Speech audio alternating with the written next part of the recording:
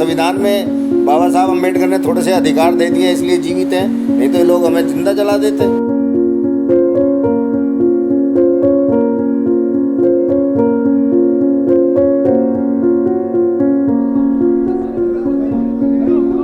इस जगह को कूड़ा घर बनाया ही जा रहा है, सोची समझी साजिश है ये। जबरदस्ती ढा दिया, मना करते करते भी अब मैं किराए पर रह रही।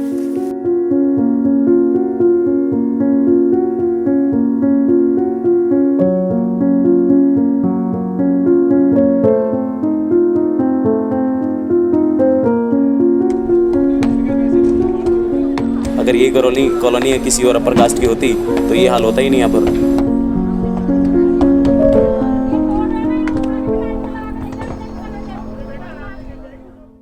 Hello everybody, this is Samriddhi Sakuniya and you are watching HW news network. जैसे कि आप देख सकते हैं, हम यहाँ वज़ीराबाद एरिया में हैं।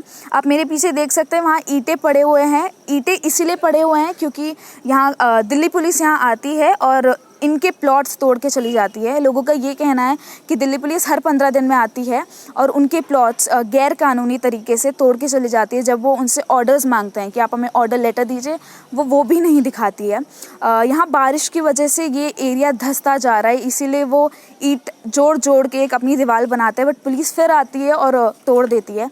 तो चलिए हम यहाँ बात करते हैं, लोगों से जानते हैं कि ये ऐसा क्यों हो रहा है। वज़ीराबाद में स्थित एक कॉलोनी जिसमें 50 साल से भी अधिक समय से SC, ST और OBC समुदाय के लोग रहते थे, उसको तोड़ा जा रहा है। उन्हें ये भूमि आवंटित की गई थी। ये ज़मीन प्रधानमंत्री इंदिरा गांधी 20 सूत्रीय कार्यक्रम के तहत उन्हें दिया गया था, लेकिन इससे उनकी परेशानी कम नहीं हुई।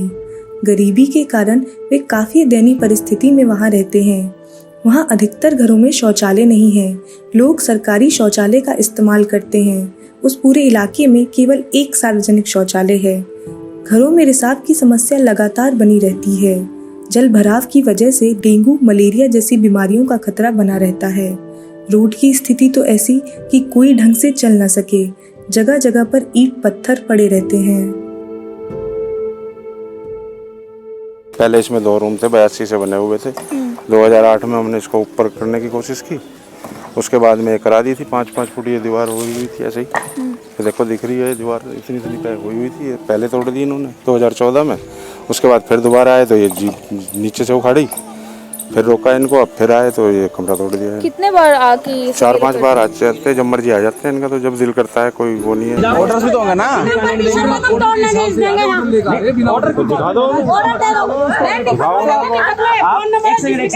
आप हमें इज्जत से ऑर्डर को पकड़ा दो, हम सारे लोग इधर हो जाते हैं। और अब तोड़ लेना, और आपको तोड़ने की जरूरत हम खुद तोड़ देंगे। भाई मेरी बात सुन ले, देखो मेरी बात सुन, ये आए हैं ना डीसीपी साहब को भी टैग करिए। डीसीपी हाँ, डिस्ट्रिक्ट लाइन पे लीगली तोड़ने की तैयारी है। ठीक है, आप तोड़ने दोगे प्यार से, ठीक है। नहीं हम और फोर्स नहीं, आप धक्का मुक्की एक तरीका होता है तोड़ने का। एक तरीका ना, प्रोटोकॉल एक तरीका तो है ना कि बंदा परमिशन दिखाए तोड़े। ऑर्डर दो ना, ऑर्डर तो होंगे ना। चलो तो आप नहीं करना चाहते हम।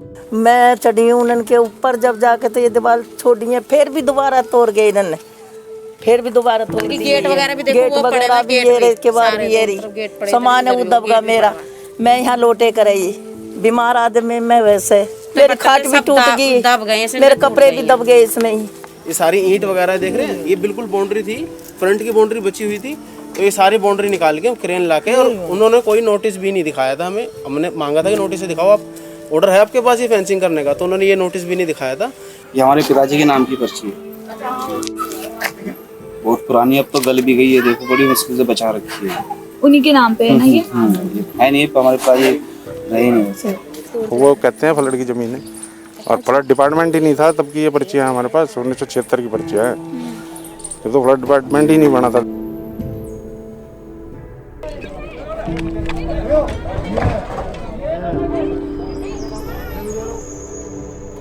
अधिकारियों के साथ पुलिस भी होती है, जो स्थानीय लोगों के अनुसार कई बार उनके साथ हाथापाई और दुर्व्यवहार करती है। हालांकि पुलिस का कहना है कि वे वहां कानून व्यवस्था को बनाए रखने के लिए मौजूद रहते हैं। कि हार पीट भी करी, देखो निशान भी हो रहे हैं। उन्होंने खींचा और ऐसे हार खींचने से अपने प्लॉट में बल्कि बचा रहे थे, और तब इन्होंने ऐसे हाथापाई करी थी।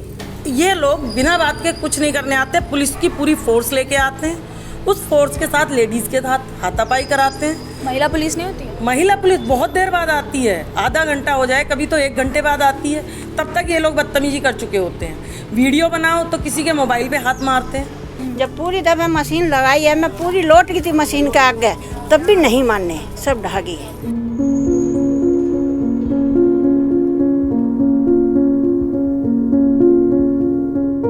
भूमि विवाद हालांकि नया नहीं है।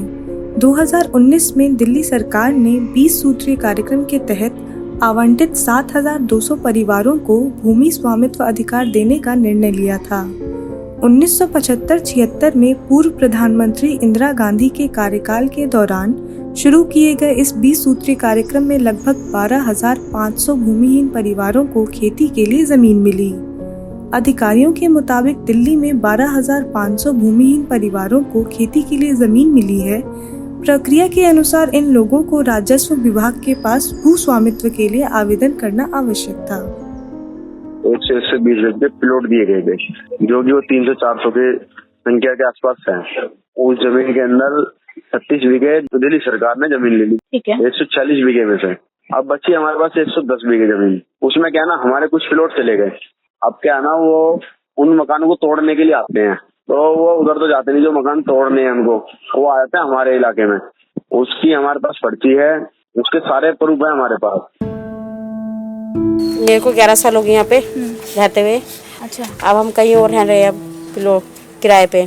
तो 2008 के अंदर इनका कोई रूलिंग वगैरह आई थी, इन्होंने फ्लड की बाउंड्री कर दी थी पीछे से। तो उसके अंदर 240 गज से प्लॉट 180 गज का रह गया था। एक बाउंड्री पहले भी कर रखी थी फ्लड की। उस फ्लड की बाउंड्री से आगे हट के भी इधर बाउंड्री बनाने की सोच रहे हैं। मतलब प्लॉट जो चला गया वो तो चला गया, जो बचा था उसको भी कब्जा करने की सोच रहे हैं। बाउंड्री ला रखी है। चुनाव के दौरान स्थानीय विधायक ने विकास का वादा जरूर किया था, लेकिन अब वे वादे से मुकर गए हैं। सबके पास फोन करा हमने, दिलीप पांडे के पास भी करा, उनके कार्यकर्ता के पास करा, दूसरे वाले बड़े बड़े जो रह रहे हैं उन्होंने किसी ने फोन नहीं उठाया। 2 साल हो गए जीते हुए, आज तक हमने अपने इस एरिया में पांडे जी को नहीं देखा। शिकायत भी कर ली, उनके यहाँ गए भी, आज तक उनको हमसे मिलने का टाइम नहीं लगा। इलेक्शन का टाइम मेरे पास मेरी फेसबुक पे डला हुआ है, सन 2018, 23 या 24 दिसंबर की बात है। वो आए थे यहाँ प्लॉटों में, हमारे साथ मीटिंग की थी, मैंने तभी फेसबुक पे डाली थी वो फोटो। तो तब हम लोगों से इन्होंने वादा किया था कि अगर मैं यहाँ आता हूँ तो मैं आप लोगों के प्लॉटों के लिए गलियाँ नालियाँ ये और वो, पता नहीं कितनी बातें, कितने वादे करके गए थे। इसके गवाह और लोग भी हैं जो मेरे साथ वहाँ पे थे।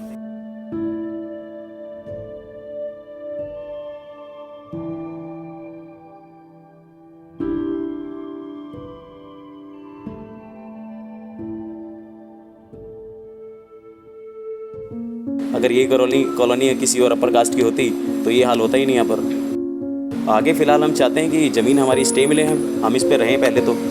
बाकी जो टूटे फूटे मकान हैं उनकी छत हमें उठाने का या उनको रिपेयर करने का एटलीस्ट इतना तो हमें हक दिया जाए।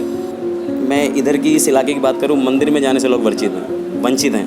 लोग अगर जाते हैं तो उनको ऐसे टेढ़ी निगाहों से देखा जाता है कि क्या करने जा रहे हैं। मंदिर में, हमारे गाँव के मंदिर में हम नहीं जा सकते।